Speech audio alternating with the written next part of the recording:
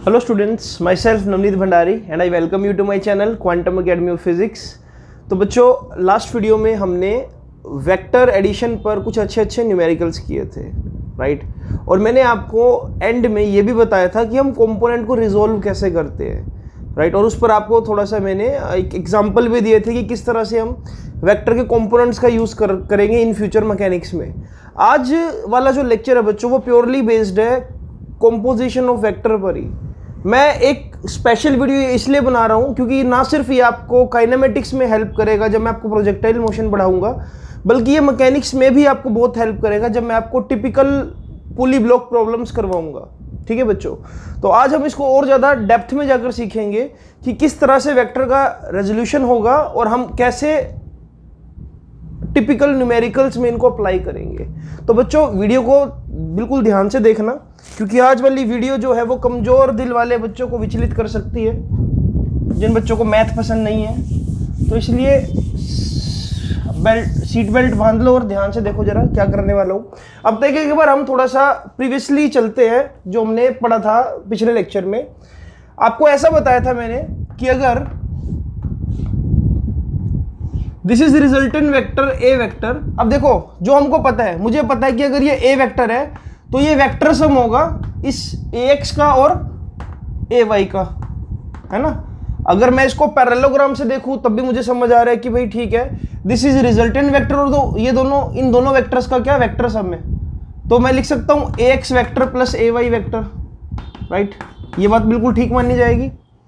और आपको पता है कि ये एंगल क्या बन रहा है, थीटा, राइट। अगर मैं इसको मैग्नीट्यूड में निकालूंगा तो ये ऐसे आ जाएगा ए एक्स स्क्वायर प्लस ए वाई स्क्वायर प्लस 2ax ए वाई कोस 90 डिग्री। ठीक है बच्चों, तो लिखने को मैं इसको ऐसे भी लिख सकता हूं। इसका मतलब होता है वेक्टर सम, और जब वेक्टर सम निकालूंगा तो उसको निकालने का तरीका ये है। तो इस तरह से रिजल्टेंट की वैल्यू जो आ जाएगी बच्चों, यानी कि इस ए की वैल्यू क्या आ जाएगी आपके पास A x square plus A y square का under root, right. So this is vector का resultant in magnitude and this is in vector form. तो दो तरह से मैं इस बात को लिख सकता हूं। अगर मैग्नीट्यूड की फॉर्म में लिखूंगा तो होगा ए एक्स स्क्वायर प्लस ए वाई स्क्वायर। अगर वेक्टर की फॉर्म में लिखूंगा तो ऐसे भी लिखा जा सकता है ए वेक्टर इन दोनों का सम है। अच्छा, तो हमने ये भी सीखा था बच्चों आखिरी लेक्चर में कि अगर ये एंगल थीटा है तो रिजल्टेंट के साथ जहां पर भी थीटा एंगल बन रहा होगा तो उस कंपोनेंट को बोलूंगा मैं हॉरिजॉन्टल कंपोनेंट, और इसको मैं ये भी लिख सकता हूं ए कोस थीटा। सिमिलरली ये वाला जो एंगल होगा 90 माइनस थीटा वाला, इसको मैं लिखूंगा क्या ए साइन थीटा, और इसको बोल दिया जाएगा क्या वर्टिकल कंपोनेंट। अगर मुझे डायरेक्शंस देनी हुई बच्चों तो मैं इसको ऐसे भी लिख सकता हूं। अब देखो A vector is equal to A cos theta i cap. आपको मैंने बताया था ना जो भी अलोंग एक्स एक्सिस आपका वेक्टर एक्ट करेगा तो मैं यूनिट वेक्टर लगा सकता हूं आई कैप डायरेक्शन देने के लिए। मैं ये नहीं लिखूंगा ना अब A cos theta along x axis में क्या लिख दूंगा यहां पर i cap. Similarly plus A sine theta और लगा दूंगा साथ में क्या जे कैप, और साथ में लगा दूंगा वेक्टर इस तरह से। सो ये भी एक तरीका हुआ। क्या देखो ये बिल्कुल वही चीज नहीं हुई जो मैंने अभी लिखी थी, ए एक्स आई कैप प्लस ए वाई जे कैप। क्या बिल्कुल वही बात हुई बच्चों। ये इसको मुझे ऐसे लिख देना चाहिए ना यहाँ पर ऐसे वेक्टर। वैसे मैग्नीट्यूड भी लिख सकते हैं इसको, अगर आप ऐसे लिख दोगे तब भी गलत नहीं होगा, ठीक है।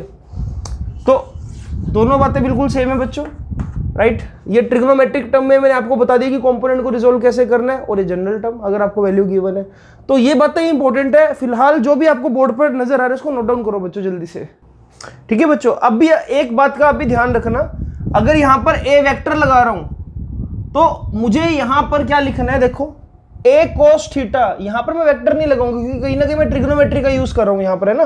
तो it should be consider as magnitude only. तो a cos theta, a vector cos theta i cap मत लगाना यहां पर। इसी तरह से a vector sine theta j cap मत लगाना। ये इसका एक्यूरेट तरीका है लिखने का। तो अब एक एग्जांपल से हम समझेंगे कि how to resolve vector. Different situation हम बनाकर देखेंगे। जैसे कि अगर मैं आपको बोलूं पहली सिचुएशन बच्चों, पहली सिचुएशन कुछ ऐसी है कि आपको एक ए वेक्टर दे दिया मैंने ऐसे, राइट, और ये एंगल दे दिया 45 डिग्री।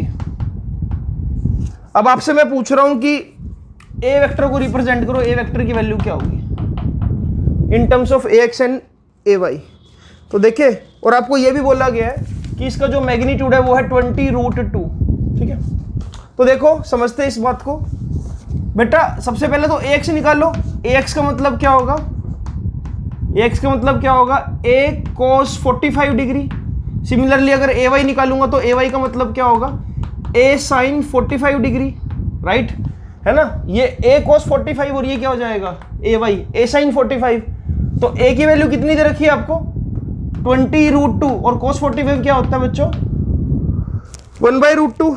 तो जब आप इसको सोल्व करोगे तो आपको जो आंसर मिलेगा बच्चों वो मिल जाएगा 20, राइट, ए एक्स। लेकिन इसकी डायरेक्शन क्या है, अलोंग एक्स एक्सिस, इसलिए आप क्या लगा दोगे 20 आई कैप। तो ए वेक्टर में आपको यहां तो मिलेगा 20 आई कैप। अब साथ में ए वाई निकालूं, ए वाई देखो क्या होगा 20√2, तो आपको गिवन ही है देखो ए की वैल्यू, राइट। और अब आपने क्या करना है बच्चों, यहाँ sin 45 लगाना है। अब sin 45 भी कितना होता है 1/√2, तो इंटू में क्या आ जाएगा, sin 45 की जगह 1/√2। जब मैं कैंसिल करूंगा तो यहाँ पर क्या आ जाएगा बच्चों 20। अब ये ए वाई है और ये वाली डायरेक्शन क्या होती है जे कैप, राइट, तो मैं लगा दूंगा यहाँ पर 20 जे कैप। और इस तरह से जो फाइनल आंसर होगा बच्चों वो हो जाएगा 20 i cap plus 20 j cap. ये हो गया वेक्टर फॉर्म में। अगर मैं पूछा जाता कि इसका मैग्नीट्यूड बताओ, देखो मैग्नीट्यूड क्या आएगा, देखो वेरीफाई भी कर सकते हो इसको। वेरीफाई करने का तरीका क्या, देखो एंगल 90 डिग्री बन रहा है दोनों वेक्टर्स के बीच में, ए वाई ऐसे और ए एक्स ऐसे। तो देखो 20 का स्क्वायर प्लस 20 का square plus 2 into 20 cos 90, vector addition अगर मैं लगाऊं, अरे भैया अगर थीटा की वैल्यू 90 डिग्री है तो आपको पता है कि रिजल्टेंट क्या था, सिर्फ ये था ए स्क्वायर प्लस बी स्क्वायर। यहाँ पर 90 डिग्री है दोनों वेक्टर्स के बीच में एंगल, तो आप यहाँ पर जब रिजल्टेंट निकालोगे तो क्या आ जाएगा 20 का स्क्वायर प्लस 20 का square, it will be what 800। 800 का मतलब क्या होता है 2 इंटू में 400, अंडर रूट चल रहा है इसके ऊपर, तो कितना आ जाएगा बच्चों ये 20√2, दैट विल बी। और यही तो आपको गिवन था, यानी कि जो भी आपने निकाला बच्चों बिल्कुल ठीक है, राइट। तो this is how you can resolve vector into components. अब देखो इसका एक और एंगल से देखते हैं हम इसको। तो बच्चों अगर मैं आपको ये क्वेश्चन ऐसे घुमा कर दे देता, this is resultant a, this is a x and now this is a y, तो आपको ये बात तो पता होनी चाहिए कि अभी भी क्या है, ये आई कैप है अलोंग एक्स एक्सिस। लेकिन अब ये जो ए वाई कॉम्पोनेंट बन रहा है, यानी कि वर्टिकल कॉम्पोनेंट बन रहा है, ये अलोंग माइनस जे कैप बन रहा है। Negative y axis, negative y axis के लिए क्या आ जाएगा माइनस जे कैप। ठीक है, करना तो क्या है, जो पहले किया देखो, ए एक्स क्या हो जाएगा आपके पास, ए cos 45, ए की वैल्यू कितनी है अगेन 20√10। ठीक है, वही क्वेश्चन को बस मैंने एंगल घुमा दिया, 20√10 इंटू में cos 45 कितना होगा बच्चों 1/√2। और जब मैं इसको कैंसिल करूंगा तो मुझे जो आंसर मिलेगा that will be 20। A x निकाल रहा हूँ, ए एक्स किसके होंगे अलोंग आई कैप। सिमिलरली अगर बच्चों में ए वाई निकालता तो ये क्या होता, ए sin 45, यानी कि इट विल बी 20√2 इंटू में 1/√2, कैंसिल कर दो क्या आ जाएगा 20।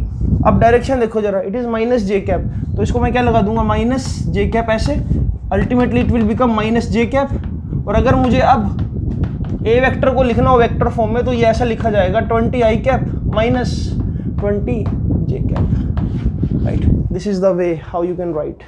बट हाँ, इसका मैग्नीट्यूड उतने का उतना ही रहेगा, अभी भी मैग्नीट्यूड यही रहेगा 20√2, क्योंकि जब मैं स्क्वेयरिंग करूंगा, स्क्वेयरिंग में देखो ना क्या होगा, ए स्क्वायर प्लस बी स्क्वायर का अंडर रूट, तो 20 का स्क्वायर प्लस -20 का स्क्वायर, तो बात वही आ जाएगी घूम फिर कर।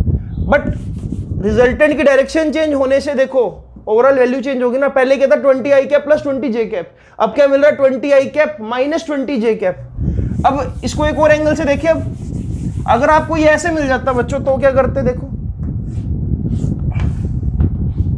अगर मैं आपको ऐसे दे दूं, अब this is a x, this is a y and this is again angle 45 degree, और वही क्वेश्चन है ये, ए इज इक्वल टू 20√2।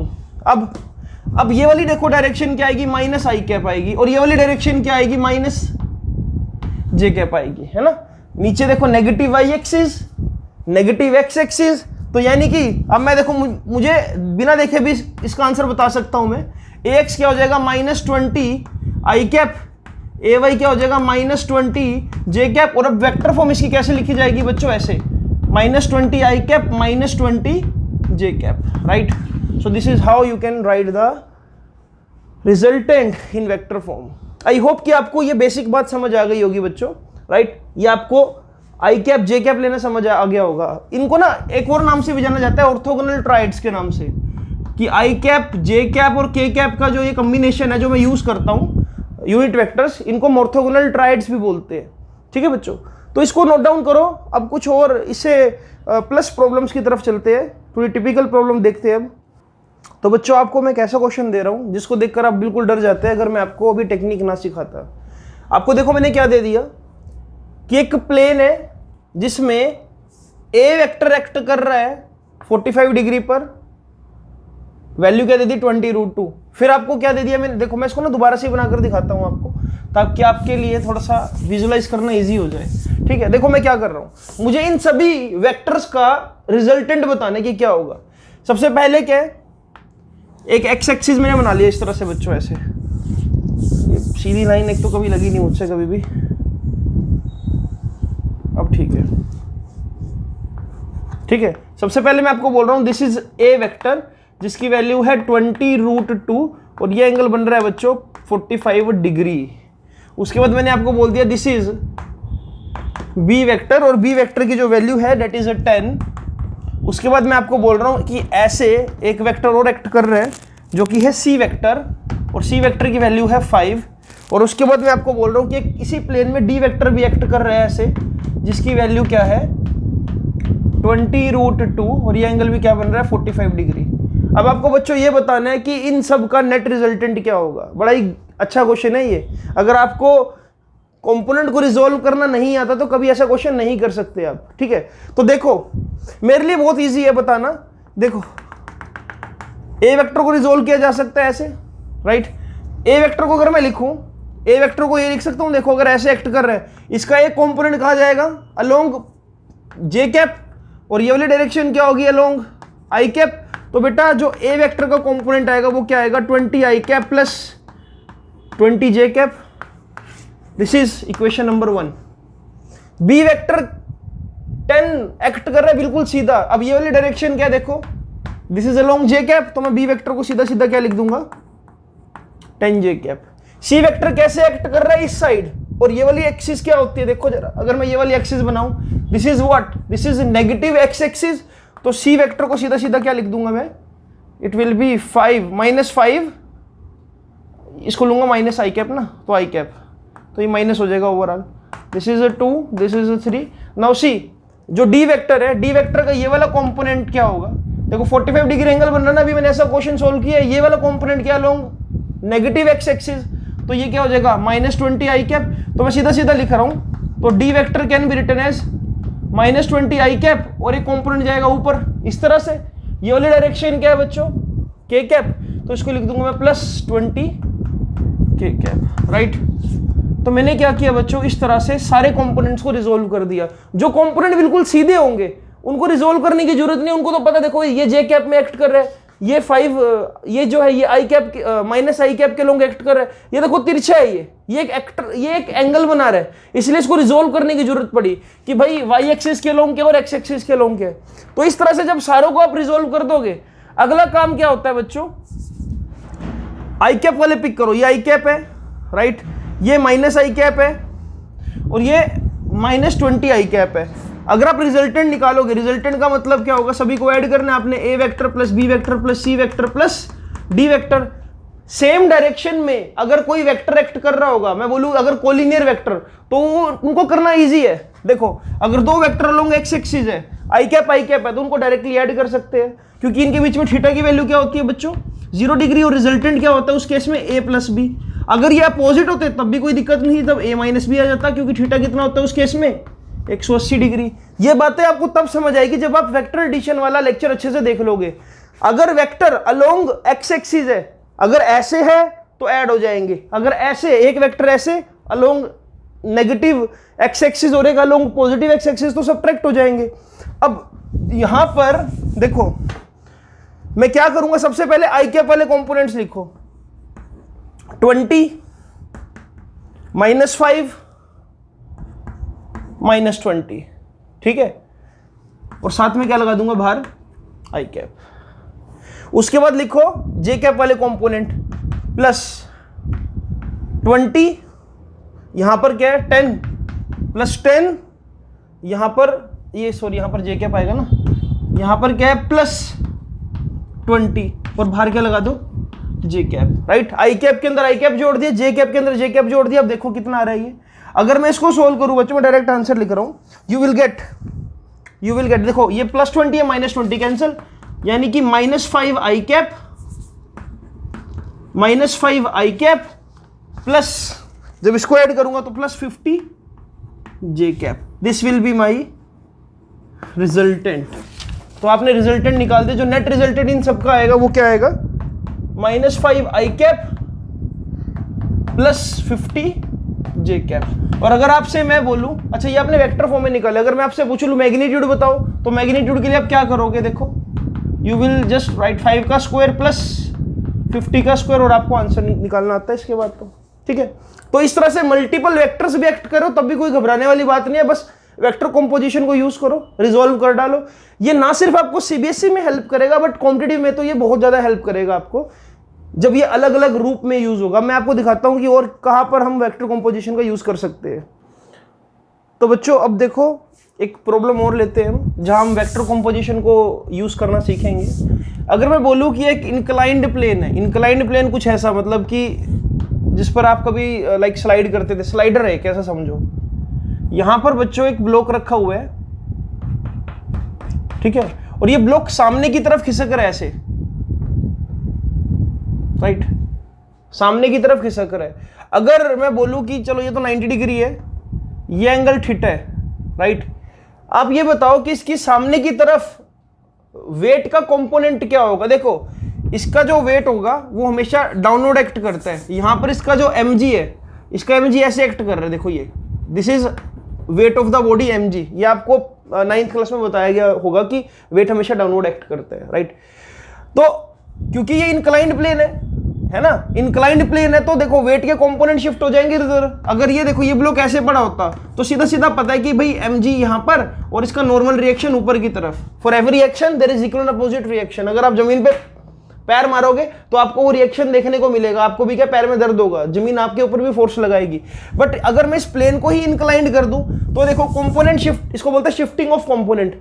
अब इसका एक कंपोनेंट एक्ट कर रहा होगा सामने की तरफ, क्योंकि ये अपने इस कंपोनेंट की वजह से नीचे की तरफ ये स्लाइड हो रहा होगा, और एक कंपोनेंट इसका शिफ्ट हो गया होगा यहां पर इसके बिल्कुल परपेंडिकुलर, राइट।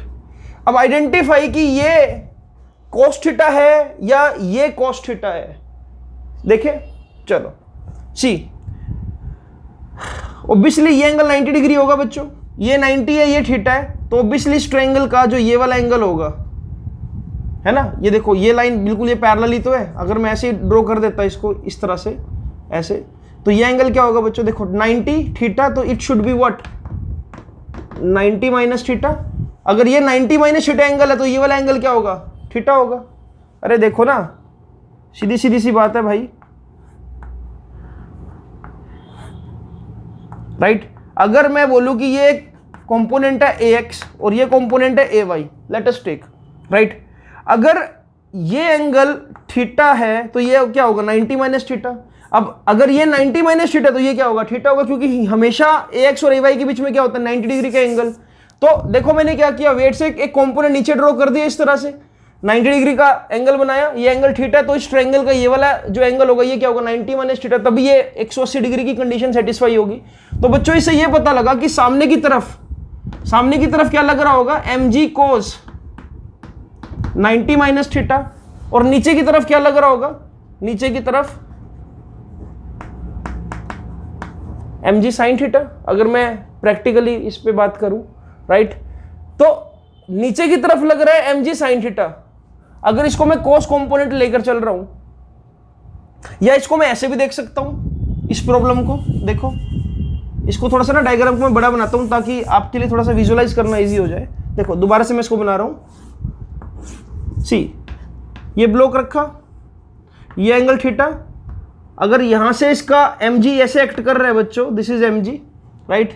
तो ये सामने की तरफ कौन सा कंपोनेंट होगा, देखिए अगर ये थीटा है तो ये एंगल क्या होगा बच्चों, ये पूरा 90 माइनस थीटा, क्योंकि ये एंगल भी 90 डिग्री है, तो it will be what mg। अगर रिजल्टेंट ही है तो ये क्या हो जाएगा mg cos 90 minus theta. Resultant के साथ हमेशा क्या होता है, देखो रिजल्टेंट तो नीचे की तरफ है mg, राइट, ब्लॉक सामने की तरफ जा रहे हैं, वेट mg तो एक्चुअली नीचे एक्ट कर रहा है ना, तो mg cos 90 माइनस थीटा किसके इक्वल होता है, अगर मुझे लिखना हो cos 90 माइनस थीटा तो वो क्या होता है बच्चों, हमेशा sin थीटा, राइट। ये मैथ्स वाले बच्चों को बाय डिफॉल्ट पता होगा, बट बायो वाले बच्चे इस बात को ध्यान रखेंगे कि cos 90 माइनस थीटा की वैल्यू हमेशा क्या होती है, sin थीटा। तो इस तरह से बच्चों जो ये वाला कंपोनेंट हो जाएगा बाय डिफॉल्ट क्या बन जाएगा, mg cos 90 माइनस थीटा, या इसको आप बोल दोगे क्या, mg sin थीटा, राइट। अगर mg sin थीटा ये है तो बच्चों ये वाला कंपोनेंट क्या होगा, mg cos थीटा, राइट। तो एक स्लाइडिंग ब्लॉक के लिए जब भी आपको स्लाइडिंग ब्लॉक की प्रॉब्लम मिले कभी भी, तो आप हमेशा क्या कंपोनेंट को रिजोल्व करोगे, सामने की तरफ mg sin थीटा, नीचे की तरफ mg cos थीटा और weight mg downward. This is how you can resolve the component. ऐसे ही मैंने आपको लास्ट वीडियो में पेंडुलम के कंपोनेंट भी रिजोल्व करना सिखाए थे, ठीक है, तो इसको एक बार नोट डाउन करो, इसको भी अभी यूज भी करना सिखाऊंगा आपको। तो बच्चों आप सामने एक सिचुएशन को देखो जरा, एक ब्लॉक को मैंने इस इंक्लाइंड प्लेन पर प्लेस किया तो ये ब्लॉक नीचे की तरफ खिसकना स्टार्ट हो गया। अब ये खिसक क्यों रहा होगा, क्योंकि इस पर acceleration due to gravity act कर रही है, इसका वेट का एक कंपोनेंट इसको नीचे की तरफ खिसका रहा होगा। अगर ये कंपोनेंट ना खिसका रहा होता तो ना जाता ये, है ना। देखो सीधी सी बात है ना, अगर मैं आपको बोलूं ये ब्लॉक है, अगर इसको मैं ड्रॉप करूंगा तो ऑब्वियसली ये with acceleration due to gravity g नीचे की तरफ गिरेगा। अगर इसको मैंने इंक्लाइंड प्लेन पर ऐसे रख दिया तो ये सामने की तरफ भी इसलिए जाएगा ना, क्योंकि इस पर एक फोर्स एक्ट कर रहा होगा। अब आपको मैंने ये सिखाया था कि ये सामने की तरफ जो कंपोनेंट होता है इसको हम क्या लेते हैं, mg sin थीटा, है ना। अभी हमने इसको प्रैक्टिकली समझा भी था। तो अगर यहां से सिचुएशन देखूं तो मुझे क्या निकालना है इसके अंदर, एक्सेलरेशन। अब आपको पता है फोर्स का फॉर्मूला क्या होता है, मास इंटू एक्सेलरेशन। अब यहां पर कौन सा फोर्स है जो एक्सेलरेशन के लिए रिस्पॉन्सिबल है, ये सामने वाला, क्योंकि यही ब्लॉक को नीचे की तरफ धकेल रहा है। तो मैं F की जगह क्या लिख दूंगा, mg sin theta equals to ma, right. अब ये मास से मास को कैंसिल कर दो, यानी कि हमेशा एक स्लाइडिंग ब्लॉक की एक्सेलरेशन निकालनी हो तो उसका सीधा सा फॉर्मूला क्या होता है बच्चों, g sin थीटा, राइट। अब यहां पर ये देखो जरा, ये sin थीटा की वैल्यू कितनी है, अगर यहां पर मुझे दिख रहा है कि theta is equal to 45 degree, तो मैं पुट कर दूंगा यहां पर, तो it will be what, g into में sin थीटा, sin 45 कितना होता है 1/√2। तो बच्चों इस स्लाइडिंग ब्लॉक की जो एक्सेलरेशन होगी वो क्या होगी, g/√2 सॉरी, राइट। तो ये g/√2 एक्सेलरेशन से नीचे की तरफ गिर रहा है। क्या ये बात वैलिड है? देखिए अब अगर मान लो ये इंक्लाइन प्लेन बच्चों ऐसे कर दूं मैं और ब्लॉक ऐसे ऐसे ही गिर रहा है, अब देखो, है ना। अब ये देखो कि ये वाला कंपोनेंट क्या होगा, देखिए ये वाला कंपोनेंट, ये एंगल यहां पर 90 डिग्री बन रहा है, 90 डिग्री का इंक्लाइनेशन दे दी ना मैंने। देखो ये इंक्लाइनेशन कितना है, 45 डिग्री का। सपोज करो इसको मैं खिसका कर बिल्कुल ऐसा कर दूं और ब्लॉक को यहां पर रख दूं, तब ये पूरा एंगल कितना बन रहा होगा, 90 डिग्री का।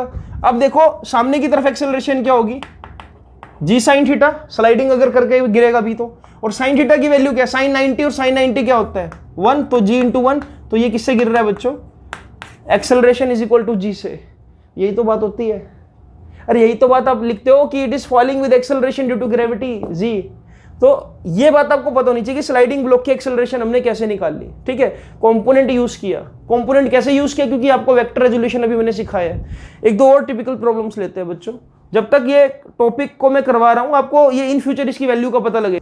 तो बच्चों अब मैं आपको थोड़ा सा और एडवांस लेवल पर लेकर चलता हूं। अब तक हम 2D में वेक्टर को रिजोल्व कर रहे थे, अब मैं आपको 3D में वेक्टर रिजोल्व करना सिखाऊंगा, ठीक है। ये बहुत काम की बात है, देख लो जरा, काम आपको वैसे तो बहुत हेल्पफुल रहेगा, ठीक है। तो 3D में वेक्टर रिजोल्व करने के लिए सबसे पहले मैं एक क्यूब बना लेता हूं।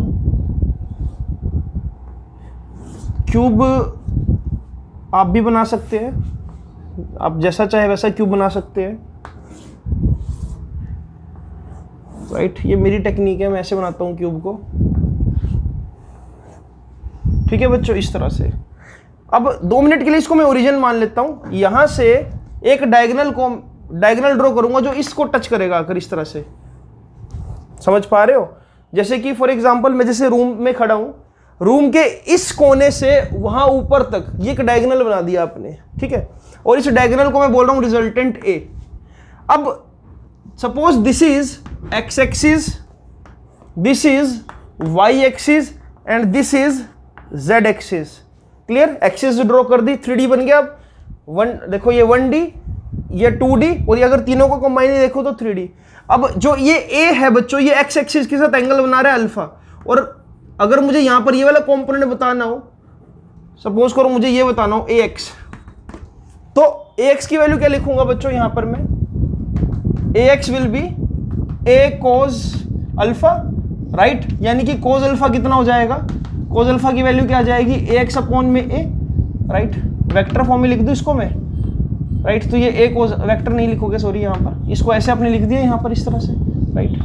तो ये वाला कंपोनेंट मैंने निकाल लिया। अब मैं बोलूं कि अगर ये वाई एक्सिस के साथ एंगल बना रहा है बीटा, राइट? रिजल्टेंट हमेशा हॉरिजॉन्टल कंपोनेंट के साथ एंगल बनाता है, तो अगर ये एंगल बीटा है तो ये वाला कंपोनेंट को मैं क्या लिखूंगा बच्चों? इसको मैं नाम देता हूं वाई, ए वाई, राइट? तो इस ए वाई को मैं क्या लिखूंगा? अगर रिजल्टेंट का एंगल बीटा बन रहा है यहां पर, तो इस ए वाई को मैं क्या लिखूंगा? ए कॉस बीटा। तो कॉस बीटा की वैल्यू क्या आ जाएगी यहां से? ए वाई अपॉन में ए, राइट? तो ए वाई भी डिफाइन कर लिया, ए एक्स भी डिफाइन कर लिया। मैं बोलूं अगर यही जो डायगोनल है, ये डायगोनल जेड एक्सिस के साथ, राइट, ये जेड एक्सिस के साथ एंगल बना रहा है, ये ऐसे बना लेते हैं हम, सॉरी अंदर की तरफ ले लेते हैं इसको थोड़ा सा इमेजिन करना पड़ेगा आपको कि अगर ये एक्स एक्सिस है ये और डायगोनल ऐसे जा रहे हैं, राइट? तो इसको हम ड्रॉ करेंगे कुछ इस तरह से, इसमें थोड़ी सी कंफ्यूजन ना क्रिएट कर लेना अपने लिए।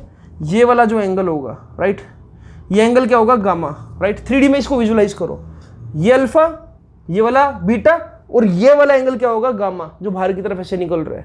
और अब मुझे अगर इस z को निकालना है, मतलब ए जेड को निकालना है, तो देखो ए जेड की वैल्यू क्या होगी? A z will be what? A cos gamma, या कोस गामा की वैल्यू क्या होगी?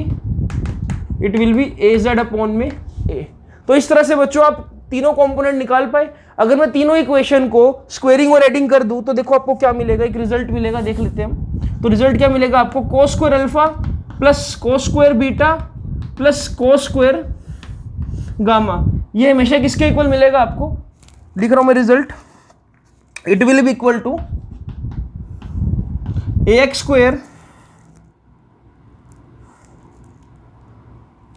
प्लस ए वाई स्क्वायर प्लस ए जेड स्क्वायर, और सभी के अपोन में क्या आ रहा है? ए स्क्वायर आ रहा है इस तरह से बच्चों, राइट? तो इस बात को मैं ये लिख सकता हूं, देखो, cos square alpha plus cos square beta plus cos square gamma should be equal to a x square plus A y square plus A z square upon में ए स्क्वायर, है ना?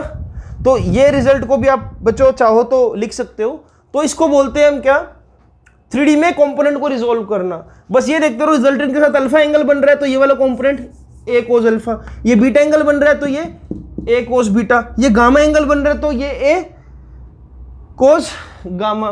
तो दिस इज हाउ आपने इसको क्या resolve कर दिया। तो इसको एक बार नोट डाउन करो, फिर मैं एक दो बातें और बताता हूं आपको। तो बच्चों जो आपने अभी रिजल्ट निकाला, देखो ये रिजल्ट कुछ ऐसा निकाला ना आपने, cos square alpha plus cos square beta plus cos square gamma is equal to a x square plus A y square plus A z square upon में ए स्क्वायर।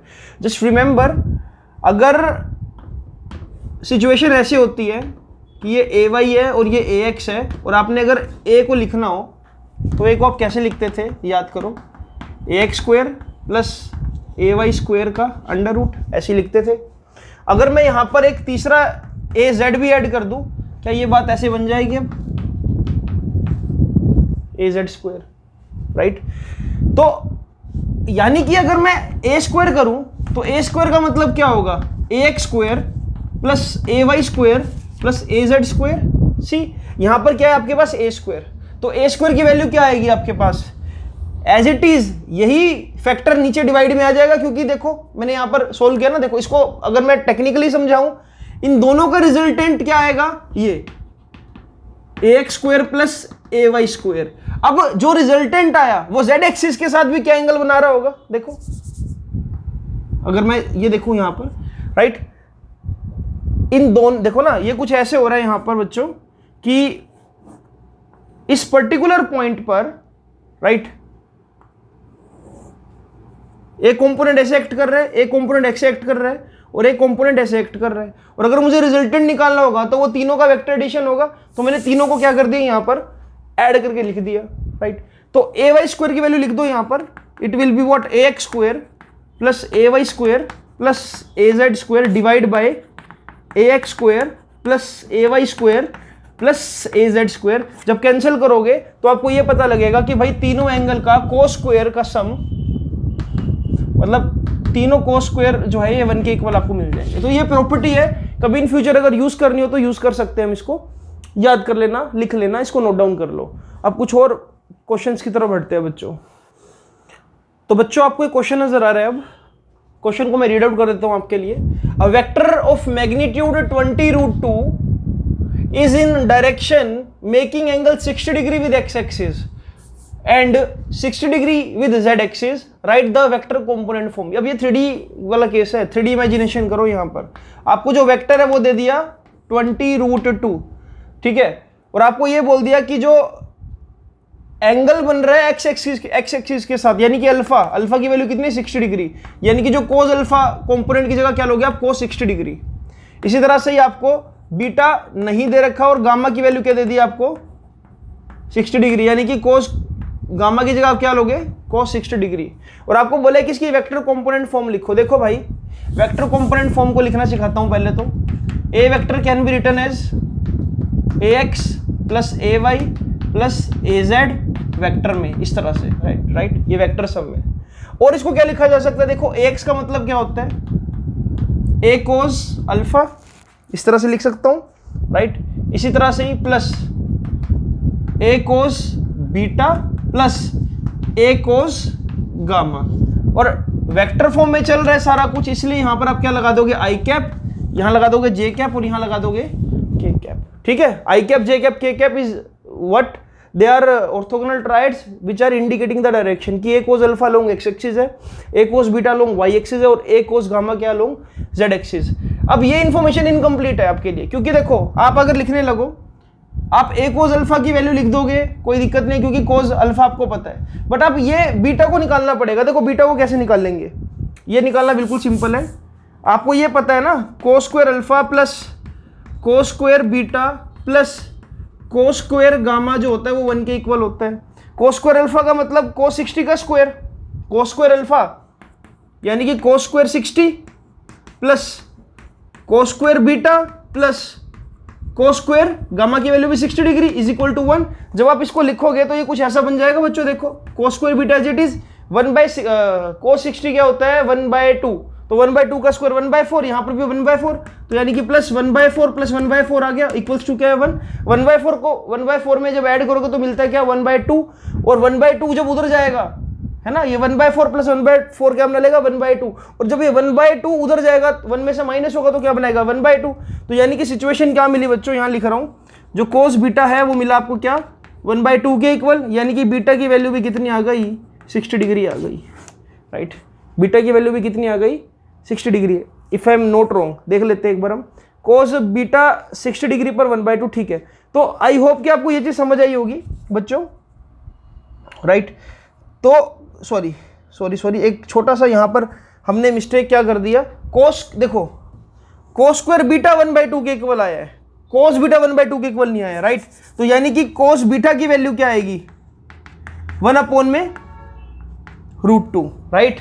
यहां पर ये गलती मत करना, मैं यहां पर कोस बीटा को 1 को कंपेयर कर रहा था, जल्दबाजी में गलती हो सकती है। ना भूलो कि यहां पर cos square beta is equal to 1/2 आ रहा है, तो कोस बीटा क्या आ जाएगा 1/√2, यानी कि बीटा की वैल्यू क्या आ जाएगी बच्चों 45 डिग्री। अब ये क्वेश्चन सिंपल है, देखो ए की वैल्यू कितनी है 20√2, कोस अल्फा कितना है कोस 60, यानी कि 1/2 प्लस आई कैप लगा दो साथ में, प्लस 20√2 कोस बीटा कितना है आपके पास, कोस बीटा 45 डिग्री, कोस 45 कितना होता है 1/√2, यानी कि इनटू में 1/√2, साथ में क्या लगा दिया आपने जे कैप प्लस यहां पर क्या आपके पास a, यानी कि 20√2 कोस गामा भी क्या 1/2 इनटू में क्या कर दिया आपने 1/2, राइट, और साथ में लगा दो j cap.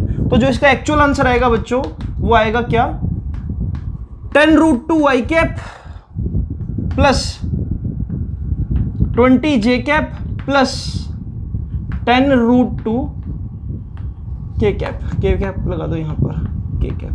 So this is the vector form, और यहाँ पर मैंने इसी 3D कंपोनेंट का यूज किया बच्चों, राइट। तो ये इसकी एप्लीकेशन है। कैसे आपको ये चीज अगर पता थी तो आप इस क्वेश्चन को कर पाए। अगर आपको ये रिलेशन ही ना पता होता बेटा, तो रिलेशन ना पता होने की वजह से क्वेश्चन आप बीच में छोड़ाते, ठीक है। तो इंपॉर्टेंट था ये भी, इसको नोट डाउन कर लो। तो बच्चों अब एक दो चीजें और हमको पता होनी चाहिए, वो मैं आपको बताने वाला हूं। देखो इसको कुछ ऐसे समझते दोबारा से। देखो अगर मैं आपको बोलूं कि एक पार्टिकल की एग्जैक्ट लोकेशन ये ए पॉइंट है और ये है वाई एक्सिस और ये है एक्स एक्सिस, ठीक है, और हम ऐसा बोल देते हैं कि ये जो पॉइंट है बच्चों, ये पॉइंट है सपोज 3,4। तो बच्चों इसको लिखने का एक तरीका और भी तो हुआ ना। देखो ये क्या पोजीशन वेक्टर, राइट, इसको हम अगर आर वेक्टर मान ले, आर वेक्टर को क्या लिखा जा सकता है आपको भी पता है अच्छे से। आर वेक्टर को हम लिख सकते हैं क्या ax vector plus ay vector.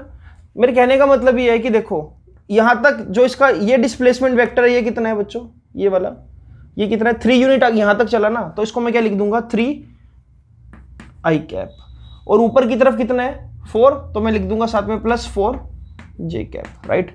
So this is how you can right 3i cap plus 4j cap. अगर मैं आपको ऐसा बोलता कि ये जो पार्टिकल है ये यहां पर चला गया, इस जगह पर, ये थोड़ा सा ऊपर इस तरह से ऐसे चला गया, राइट, तो मैं ये पॉइंट जब यहां से देखूंगा ओरिजिन से, इसका पोजीशन वेक्टर ड्रॉ करूंगा, तो अब मुझे जो लोकेशन मिली, लेट अस टेक ये लोकेशन जो है अब ये है 4,7, राइट। तो ये सपोज पहले वाला क्या हो गया R1 वेक्टर हो गया। इस R2 वेक्टर को मैं क्या लिखूंगा, इसको लिखूंगा मैं 4i cap plus 7j cap. तो इसकी जो R2 वेक्टर की वैल्यू आ जाएगी, ये आ जाएगी बच्चों 4i cap plus 7j cap. तो इस तरह से मैं पोजीशन वेक्टर को लिख सकता हूं i कैप और j कैप की फॉर्म में। अगर मुझे पॉइंट्स यहां पर ऐसे गिवन होते 3, 4, 5, तो मैं लिखता 3i cap plus 4j cap plus 5k cap. अब यहां पर अगर मैं पूछ लूं कि बताओ कि डिस्प्लेसमेंट वेक्टर कितने हैं, राइट, तो डिस्प्लेसमेंट वेक्टर पे आप हमेशा क्या करोगे, a से b की तरफ गया है ना, तो हमेशा आप क्या करते हो बच्चों डिस्प्लेसमेंट निकालने के लिए फाइनल माइनस इनिशियल, राइट। इसको let us take x1 y1 और इसको हम ले लेते हैं क्या x2 y2। तो जब भी आपसे पूछा जाए कि डिस्प्लेसमेंट वेक्टर निकाल लो, तो आपको सिंपल सी ये टेक्निक करनी है, लगानी है। तो जो ए बी वेक्टर होगा that will be x2 minus x1 along i cap, है ना, x2 minus x1, x axis में कितना गया, इतना डिफरेंस आया ना, x2 minus x1 i cap plus y2 minus y1 j cap. तो यहां से आप क्या डिस्प्लेसमेंट वेक्टर को निकाल पाओगे अगर आपको ऐसे वैल्यूज गिवन होगी। x2 की वैल्यू कितनी है बच्चों 4, तो ये क्या हो जाएगा 4 minus 3 i cap plus y2 कितना आपके पास 7, तो 7 माइनस 4 j कैप। तो it will be what 1 i cap plus 3 j cap. This is how you can find out the displacement vector, right. Vector बहुत लेंथी और बहुत बड़ा एक टॉपिक है, बट आपको अगर इस पे आज अच्छे से कमांड आ गई तो 2 साल का ही कोई दिक्कत नहीं आएगी, क्योंकि वेक्टर 2 साल अपने फिजिक्स में यूज करना है बच्चों। तो आई होप कि ये चीज आपको क्लियर होगी। अब इस टॉपिक का मैं एक न्यूमेरिकल में यूज करके आपको दिखाऊंगा कि कैसे यूज होता है। इसको नोट डाउन कर लो। तो बच्चों अब एक और क्वेश्चन आपको सामने नजर आ रहा है, इस क्वेश्चन को ध्यान से देखो। एक बर्ड है जो पॉइंट ए से पॉइंट बी की तरफ उड़कर गया, और पॉइंट ए के कंपोनेंट क्या दे रखे हैं आपको 2, 3, 4, मतलब आपको दे रखा है x1, y1 और z1, कितना दे रखा है 2, 3, 4। अगर इसको मैं पोजीशन वेक्टर की फॉर्म में लिखूं बच्चों, तो जो a वेक्टर की वैल्यू आएगी वो क्या आएगी 2i कैप, ठीक है, plus 3j cap plus 4k cap, ठीक है बच्चों। और आपको बोल दिया कि जो पॉइंट b है वो है 3, 4, 5, यहां पर बर्ड उड़कर गया इस तरफ, इस डायरेक्शन में उड़कर गया है ना, तो b वेक्टर की वैल्यू क्या लिख सकता हूं मैं 3i cap plus 4j cap plus 5k cap, आपको ये बोला गया है कि इस दौरान जो बर्ड की स्पीड थी वो थी 20 मीटर पर सेकेंड, बट आपको इसको वेलोसिटी की फॉर्म में लिखना है। अब वेलोसिटी की फॉर्म में कैसे लिखोगे, देखो आपको ये बताना है, देखो अगर वेलोसिटी की फॉर्म में लिखो तो ये वेलोसिटी की फॉर्म होगी, v vector is equal to 20 A B cap. A B cap का मतलब क्या, यूनिट वेक्टर लगा दिया आपने कि ए से बी की तरफ गया तो ए बी कैप। अब आपको मैंने बताया था बच्चों कि यूनिट वेक्टर की डेफिनेशन क्या होती है, A cap is equal to what, A vector upon में ए वेक्टर का मैग्नीट्यूड। अगर मुझे यहां पर ए बी कैप निकालना है तो इसको आप समझो ए बी कैप कैसे निकाला जा सकता है, A B cap what, A B vector upon में ए बी का मैग्नीट्यूड। पहले ए बी वेक्टर निकालो। अब ए बी वेक्टर क्या होगा, डिस्प्लेसमेंट वेक्टर। तो डिस्प्लेसमेंट वेक्टर देखो सीधा सीधा बता रहा हूं, x2 माइनस x1, 3 माइनस 2 यानी कि 1 आई कैप, 4 माइनस 3 यानी कि प्लस 1 जे कैप, 5 माइनस 4 यानी कि plus 1 k cap. This is the value of what, A vector बच्चों, राइट। अब इसका मतलब this is value what, A B vector. अब इसका मैग्नीट्यूड निकालना है। मैग्नीट्यूड निकालने का तरीका क्या होता है, अगर ये 3D में है तो मैग्नीट्यूड क्या होगा बच्चों, देखो 1 का स्क्वायर प्लस 1 का स्क्वायर प्लस 1 का स्क्वायर। याद करो जब मैं वो आपको करवा रहा था, cos square alpha plus cos square beta plus cos square gamma is equal to a square की वैल्यू ए निकाली थी हमने, a square a x square plus A y square plus A z square. और अगर सिर्फ ए निकालना होता तो अंडर रूट, यहां पर क्या हो गया, तीनों का स्क्वायर का under root, it will be what, √3। तो बच्चों आपको जो वैल्यू मिली वो क्या मिली, देखो ए बी कैप की, A B cap will be, A B vector कितना है आपके पास, i cap plus j cap plus k cap, 1 लगाओ ना लगाओ चलेगा, अपॉन में मैग्नीट्यूड कितना निकाला आपने, √3, राइट। तो इसका एग्जैक्ट आंसर क्या होगा, v vector will be 20 i cap plus j cap plus k cap upon में √3। This will be your final answer. This is how you can write velocity. अगर आपको एक पोजीशन से दूसरे पोजीशन तक का पॉइंट दे दिया जाए और बोल दिया जाए कि स्पीड इतनी है, ठीक है बच्चों। तो ये सीबीएसई में भी आपको हेल्प करेंगे और कॉम्पिटिटिव में तो ये आपको करने ही करने हैं बच्चों, ठीक है। तो आज का कमेंट बॉक्स क्वेश्चन मैं आपको दे रहा हूं, तो इसको आप नोट डाउन कर लीजिए। तो बच्चों आपको सामने आपको कमेंट बॉक्स क्वेश्चन नजर आ रहा होगा। इस कमेंट बॉक्स क्वेश्चन को मैं एक बार एक्सप्लेन कर देता हूं। यहां पर मल्टीपल वेक्टर्स एक्ट कर रहे हैं, जैसे कि ए वेक्टर जो एक्ट कर रहा है वो एक्ट कर रहा है 30 डिग्री पर इस तरह से, और इसका जो वैल्यू है वो है 10। बिल्कुल ऐसे अलोंग नेगेटिव एक्स एक्सिस क्या आ रहा है, बी वेक्टर जिसकी वैल्यू है 15। परपेंडिकुलरली डाउनवर्ड अलोंग नेगेटिव आई एक्सिस सी वेक्टर एक्ट कर रहा है जिसकी वैल्यू है 20। और इस डायरेक्शन में ऐसे 45 डिग्री का एंगल बनाते हुए एक डी वेक्टर एक्ट कर रहा है जिसकी वैल्यू है 10√2। आपको बताना है इन सभी वेक्टर्स का रिजल्टेंट क्या आएगा। ऑप्शन आपको दे रखे हैं 10 आई cap minus 10 J cap, 20 i cap minus 20 j cap, 15 I cap minus 15 J cap, 5 I cap minus 5 J cap. तो ये बिल्कुल वैसा ही क्वेश्चन है जैसा आपको मैंने स्टार्टिंग में करवाए थे इस लेक्चर के। तो बच्चों आज का लेक्चर आपको बहुत ध्यान से देखना है, क्योंकि ये जो लेक्चर है इस पर कई क्वेश्चंस का जो बेस है वो टिका हुआ है, ठीक है। तो इस लेक्चर को कम से कम 2 बार देखना, नोट्स अच्छे से बनाना, और कमेंट बॉक्स क्वेश्चन का आंसर आप जरूर दिया करो बच्चों। अब थोड़ा सा देखने को मिल रहा है कि संख्या कम हो गई है जो कमेंट बॉक्स क्वेश्चन के आंसर बच्चे कम दे रहे हैं, ठीक है।